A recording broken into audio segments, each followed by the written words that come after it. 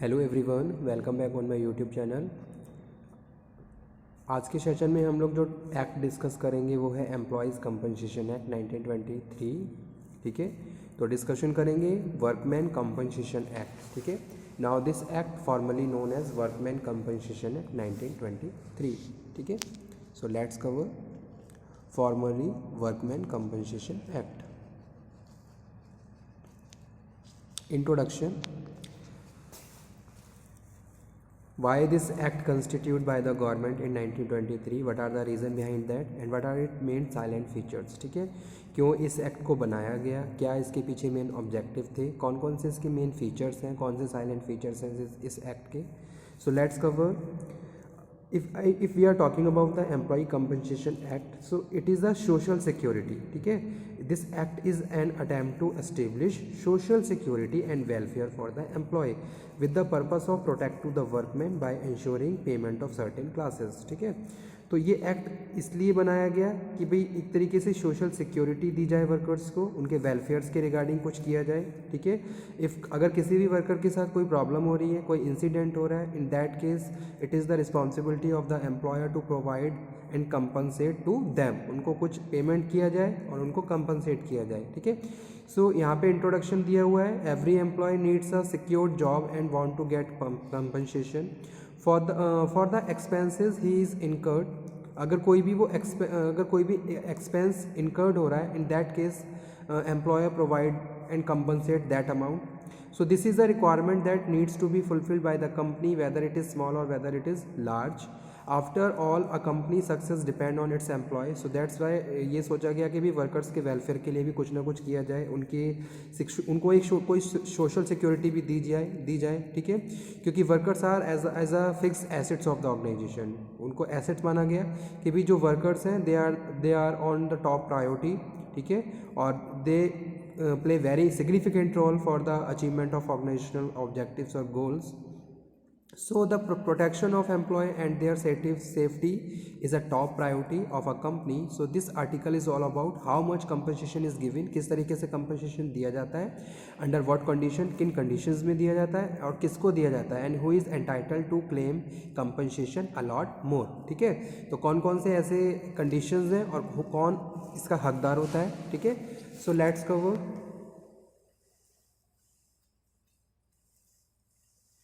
main features of this act. So before starting main features, there is need to understand what are the main objective of this act.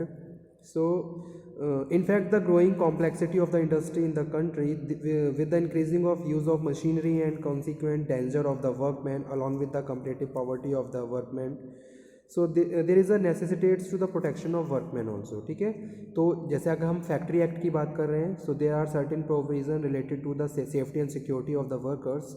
ठीक है, आज के time में क्या है, चीज़ें चेंज होती जा रही हैं। Number of machineries installed by the employers for proceeding the operations, day to day operations, and बहुत सारे ऐसे केसेस भी हो रहे हैं कि कोई वर्कर के साथ कोई इंसिडेंट हो रहा है, कोई प्रॉब्लम हुई, कोई डिसीज़ हो गया, कोई मेजर डिसीज़ हो गया। इन that case certain provisions impose on establishment कि भाई वर्कर्स को कंपनसेशन भी दिया जाना चाहिए अगर उसके साथ कोई प्रॉब्लम हो रही है, अगर वो डिसेबिलिटी में पहुंच रहा है। ठीक है, डिसेबिलिटी की कंडीशन में जा रहा है, तो उस कंडीशन में ये रिस्पॉन्सिबिलिटी है एम्प्लॉयर की कि वो उसको कंपनसेट करें जो भी प्रॉब्लम उसके साथ हुई है उसके बिहाफ पे। ठीक है, तो मेन फीचर्स क्या है।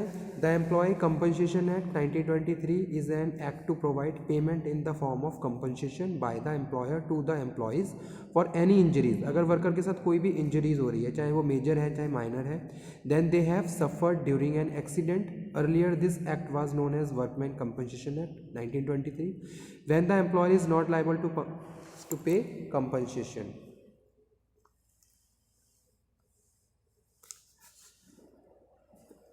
The injury does not end the entire or partial disablement of the employee for a period exceeding 3 days. If the injury not leading the death or permanent total disablement is caused by the accident which is directly attributable to। ठीक है, अब यहाँ पे मैं बात कर रहा हूँ कुछ सर्टेन फीचर्स की कि भाई क्या क्या फीचर्स हैं। तो यहाँ पे डिसेबलमेंट की बात की गई है कि भाई डिसेबलमेंट, अगर कोई वर्कर डिसेबलमेंट की कंडीशन में जा रहा है, in that case employer is liable to compensate to workers. ठीक है, तो डिसेबलमेंट होता क्या है, सबसे पहले हम ये समझ लेते हैं। तो डिसेबलमेंट की डेफिनेशन क्या बताई गई। Disablement means loss of capacity to work और टू मूव। ठीक है, disablement of workman may be result in loss of the reduction of his earning capacity. In later case he is not able to earn as much as used to earn before his disablement। ठीक है, अगर कोई भी worker earn करने की conditions में नहीं है, ठीक है, तो वो उसकी डिसेबलमेंट की कंडीशन है। इसका मतलब कि भी अगर आपने अपने अर्निंग कैपेसिटी लॉस कर दी है, loss of capacity to work, ठीक है, काम करने की आपकी कैपेसिटी लॉस हो गई है, और टू मूव, तो उस कंडीशन को डिसेबलमेंट कहते हैं। और डिसेबलमेंट दो तरीके का होता है, एक होता है पार्शियल डिसेबलमेंट और एक होता है टोटल डिसेबलमेंट। पार्शियल डिसेबलमेंट भाई आप कुछ टाइम के लिए कैपेबल नहीं हो फॉर वर्क, ठीक है, लेकिन आफ्टर सम टाइम अगेन आप क्या हो जाओगे, कवर अप हो जाओगे और दोबारा से अर्न करने लगोगे। लेकिन जो सेकंड कंडीशन है टोटल डिसेबलमेंट, यहाँ पे ये बताया गया कि आप टोटली डिसेबल हो गए हो, अब दोबारा आपकी जो अर्निंग कैपेसिटी है वो क्या हो गई है, बिल्कुल फिनिश हो गई है। ठीक है, आपकी जो कैपेसिटी है वर्क वो बिल्कुल ख़त्म हो गई है, तो उसको कहते हैं टोटल डिसेबलमेंट। ठीक है, एक होता है temporary disablement. Temporary disablement means any disablement as reduce the earning capacity workman his employment. जैसे किसी की फिंगर कट गई है, तो ठीक है, इस तरीके की सिचुएशंस को। तो नेक्स्ट जो फीचर है वो है the employee is having at the time of the accident is under the influence drink और ड्रग्स। तो अगर इस तरीके की कोई कंडीशन नहीं है तो इसको इग्नोर किया जाता है। द विलफुल डिसओबीडियंस, अगर आप विलिंगली कोई काम ऐसा कर रहे हो जिससे आपको कोई इंजरी हो रही है, कोई एक्सीडेंट आपके साथ अकर हो रहा है, इन दैट केस जो कंपनसेशन है उसको नेगलेक्ट किया जाता है। ठीक है, so the wilful disobedience of the employee to an order to if the rules is expressly given or expressly framed for the purpose securing the safety of employees। Principles of governing compensation। First principle है who will receiving the compensation behalf of the deceased। ठीक है, कौन receive कर सकता है। A widow or a minor who is legitimate son or unmarried daughter or widow mother is entitled to compensation।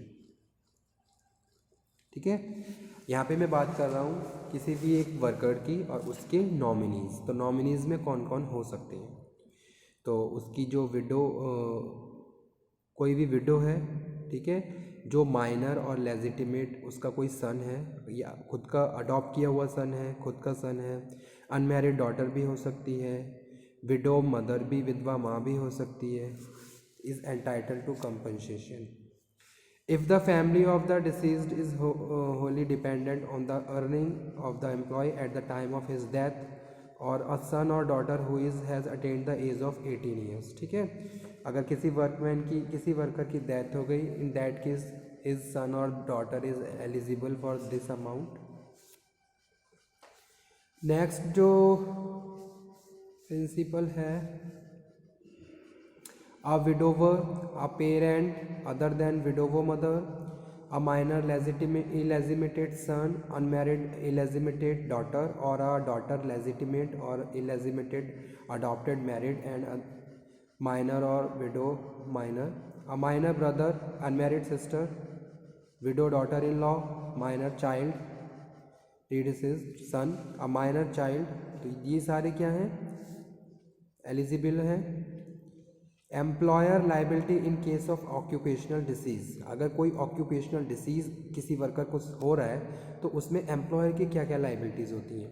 There are certain occupation which expose employee particular disease at infrared radiation, कोई infrared radiation हो गया है, skin disease हो गया है, hearing capacity down हो गई है किसी वर्कर्स की, जैसा कि हम देखते हैं फैक्ट्रीज़ में बड़ी बड़ी मशीन्स रन करती हैं, ठीक है, तो वहाँ पे बहुत ज़्यादा हैवी नॉइस होता है, तो उस नॉइस से किसी वर्कर की जो हियरिंग पावर है वो कम हो गई है, या फिर lung cancer caused by asbestos dust and disease due to the effect of extreme climate condition. Section 3 Employer's liability for the compensation। Employer liability for compensation, there are certain occupational, ये तो भी हमने कवर कर लिया,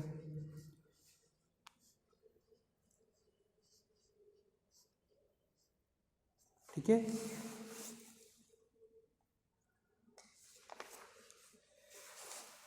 So the Employees Compensation Act extend to whole of India, including all the state and UTs. Compensation Act is the result of growing dissatisfaction of common law procedure and employee liability for during the workplace. तो starting पे आ जाइए जरा इसके।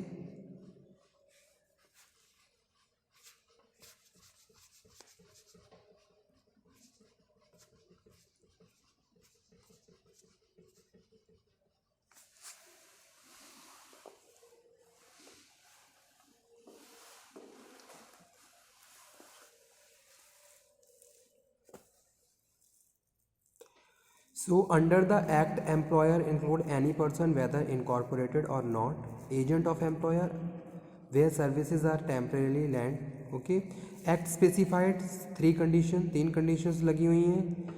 There must be injury, कोई injury होनी चाहिए। It should be cause by accident, कोई accident होना चाहिए। ठीक है, इसकी वजह से आप किसी वर्कर को कोई इंजरी हो गई है। It should be cause during the course of employment, और ये एम्प्लॉयमेंट की टाइम पे होनी चाहिए। जैसे कि whenever you are working in the organization, तो जब भी कोई इंजरी हुई है तो वो आपकी ऑफिस टाइम यानी कि जो फैक्ट्री टाइम है उस पर हुई है।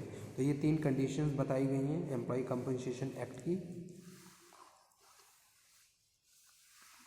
And this act also specify certain occupational disease. जैसे देखा होगा फैक्ट्रीज, बहुत सारी ऐसी फैक्ट्रीज होती हैं जहाँ केमिकल से काम होता है या फिर कोई हैजार्डस प्रोसेस चल रहा है, तो in that case there is a maximum chances to worker को बहुत सारे डिसीज़ हो जाते हैं, ऑक्यूपेशनल डिसीज़ हो जाते हैं। ठीक है, so for which compensation may be claimed have also been specified and categorized. Even after cessation of the employment, if employee develops symptoms of the occupational disease, the employer is liable to pay compensation. तो उस condition में भी वो liable है compensation के लिए। ठीक है,